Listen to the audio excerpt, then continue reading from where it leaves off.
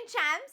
9th हो गया है, अभी मैम 10th में हमारी एंट्री हो रही है, लेकिन मैम सब लोग बोलते हैं कि अब बोर्ड्स का साल है, परसेंटेज बहुत मैटर करता है। अब सब लोग उठते बैठते पेरेंट्स रिलेटिव्स हमको याद दिलाते रहते हैं कि बेटा ये साल बोर्ड्स है तो पढ़ ले। I know so many things happening around, लेकिन यार आज ये जो क्लास 9 to 10th का ट्रांजिशन है इसको स्मूथ कैसे बनाना है, हम चीजों को सिंप्लीफाई कैसे करेंगे वो मैं बताने वाली हूँ।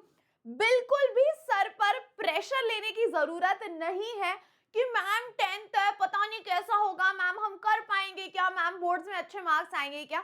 बिल्कुल आएंगे। हम सारे कॉन्सेप्ट्स को पूरा ये जो जर्नी रहेगा ना इसका मजा लेंगे यार। हम तो ना प्रेशर लेके स्ट्रेस लेके हम कोई चीज नहीं करने वाले हैं। अब माय डियर स्टूडेंट्स, सबसे पहले मैं एक चीज बोलूंगी, your stress is inversely proportional to your studies. अब आप इनवर्सली प्रोपोर्शनल समझते हो कि आप जितना स्ट्रेस लेते जाओगे उतनी आपकी पढ़ाई कम होते जाएगी। सो पहली बात यार, स्ट्रेस मत लो, एकदम रिलैक्स होके हम पढ़ेंगे। जैसे मैंने बोला इस पूरे जर्नी का हम मजा लेंगे। दूसरी बात, अगर आप अंदर से ही कोई पर्टिकुलर सब्जेक्ट हो सकता है, जैसे अभी 2026 में मैथ्स के पेपर से रिलेटेड हुआ, तो अगर आप बिल्कुल ही अपने दिल में उस चीज का फोबिया लेकर चलो कि मैम नहीं, मैम मुझे मैथ्स का डर लगता है, या मैम मुझे फिजिक्स का लगता है, या केमिस्ट्री का, या बायो का, then things will get difficult. तो यार देखो, as a teacher I will always be there to motivate you, parents will always be there, your school teachers will be there, but what matters is कि आप अंदर से self motivated हो या नहीं, क्योंकि एक्सटर्नल मोटिवेशन ना at some point of time खत्म हो जाता है, बट ये लंबी जर्नी, अब ये पूरा एक साल हमको ये सारी चीजें हैंडल करनी है। तो यार अंदर से कॉन्फिडेंट रहना, अंदर से खुद को मोटिवेट करना बहुत ज्यादा इंपॉर्टेंट है। उसके बाद यार ये मैनिफेस्टेशन चीज बहुत काम करती है। मैं एक ना आपको सिंपल एग्जाम्पल देती हूँ। I have a teaching experience of 6 to 7 years, okay, and उसमें क्या हुआ, like I used to teach offline, but पिछले 8-9 महीने से I completely shifted online and towards YouTube.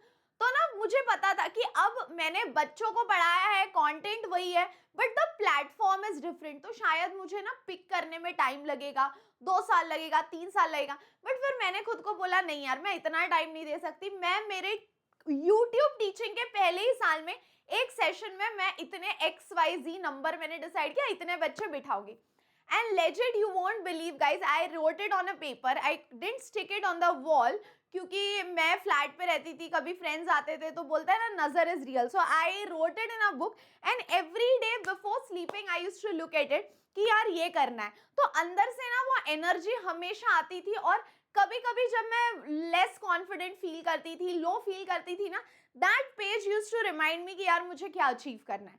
So always believe in this and don't just manifest, of course work for it. So जो भी आपका dream percentage है 92, 93, 94, बस एक number दिमाग में रखो और उस नंबर को रोज खुद को याद दिलाते रहो, दिलाते रहो, दिलाते रहो। अब हम कोई भी चैप्टर प्रिपेयर करते हैं तो उसके लिए एक स्ट्रैटेजी होती है ना, I am going to talk about the strategy, but before that my dear students I want to tell you one thing, topper वो नहीं बनता जो बिल्कुल ही 2 महीने में 10 घंटे पढ़ ले, बट टॉपर बेटा वो होता है जो रोज 2 घंटे पढ़े बट 10 महीना पढ़े। समझ में आ रहा है मैं क्या बोल रही हूँ? 2 महीने 10 घंटा पढ़ लिया बिल्कुल नहीं, बट अगर हम 10 महीने प्रॉपरली कंसिस्टेंटली 2 घंटा प्रॉपरली यूटिलाइज करें ना, रोज बिल्कुल, संडे को भी छुट्टी नहीं लेनी है, तो the output can be very different. So my dear students, consistency is the key. बिल्कुल भी ये पूरे जर्नी में बहुत सारी चीजें आएगी जो आपको तोड़ मरोड़ देगी, बट टूटना नहीं है, कंसिस्टेंट रहना है, पूरा जोर लगाना है। Avoid burnout. बर्नआउट का मतलब है कि और आज 6 घंटा पढ़ लिया फिर अगले 4 दिन आराम कर लिया, बेटा वो तो तू गलती से मत करना, क्योंकि तू 6 घंटा पढ़ेगा फिर अगले 2 दिन आराम करेगा, उससे अच्छा 3 दिन 2-2 घंटा पढ़ ले, ठीक है, बट रोज कंसिस्टेंटली पढ़ना है। और उसके बाद बीट द स्लम। अब यहाँ पे हमको क्या करना है कि बहुत सारे बच्चे सोचते हैं कि यार हाफ ईयरली आने के बाद पढ़ेंगे या तुम्हारे प्री बोर्ड्स के पहले पढ़ेंगे, नहीं, we have to start early, और वो अर्ली स्टार्ट का हमें कुछ एडवांटेज भी होना चाहिए जो मैं आपसे आगे डिस्कस करूंगी। उसके बाद make a monthly planner. I always say this and I strongly believe in this, the one who fails to plan plans to fail. मेरे खुद के पास एक डायरी है जिसमें मैं चीजें लिख के रखती हूँ। अब मैंने एक्चुअली थोड़ी पैकिंग वैकिंग करके रखी है क्योंकि I am going to shift to a new place, but वो डायरी हमेशा मेरे पर्स में मेरे पास रहती है। I will show you that diary my dear students. उसमें मैं डेट वाइज लिख के रखती हूँ कि ये टास्क है, ये टास्क है, ये टास्क है, ये वीक में ये करना है। So it helps you to keep a track of everything कि कितने चैप्टर्स कवर किए, कितने चैप्टर्स बाकी हैं, कौन से चैप्टर्स का रिविजन करना है। So without planning never do anything. Now I tell you how to do the planning. अब मान लो कि आपकी जो हाफ ईयरली की एग्जाम रहेगी उसमें 6 to 7 चैप्टर्स आएंगे हर सब्जेक्ट के। अब अगर हर सब्जेक्ट के 6 to 7 चैप्टर्स आ रहे हैं my dear students, it also means कि हमको, ध्यान से सुनो, हर महीने में हर सब्जेक्ट का nearly 1 to 1.5 chapter anyhow complete करना ही है, क्योंकि आपका हाफ ईयरली आता है अराउंड जुलाई और अगस्त। तो आपको हर सब्जेक्ट का 1 to 1.5 चैप्टर कंप्लीट करना है। So accordingly make a schedule कि मान लो अभी हम हैं in the month of March में मैं फिजिक्स का या साइंस का ये चैप्टर करूंगा, मैथ्स का ये चैप्टर करूंगा, एसएसटी का ये चैप्टर करूंगा, इंग्लिश के ये आर्टिकल्स कंप्लीट करूंगा।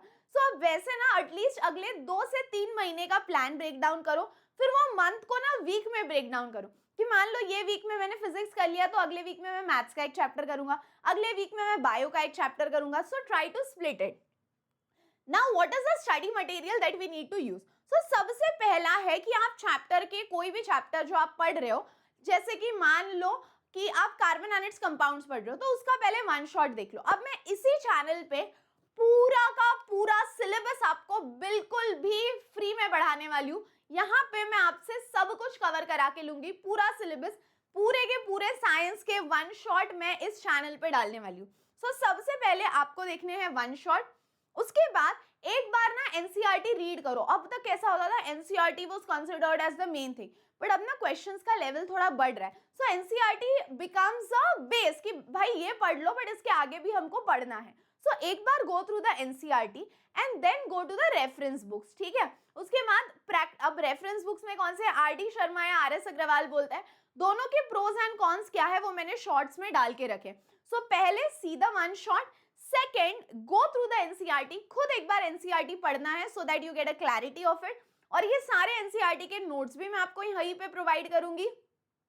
नोट्स के साथ my dear students I will also be giving you the tips and tricks about how to remember a concept. आणि त्यानंतर बाळांनो, और उसके बाद बच्चों थर्ड है that you have to go through the reference books, ठीक है। नेक्स्ट है साइंस एंड एसएसटी। यहाँ पे तो आपको मैंडेटरी एनसीईआरटी रीडिंग करनी है।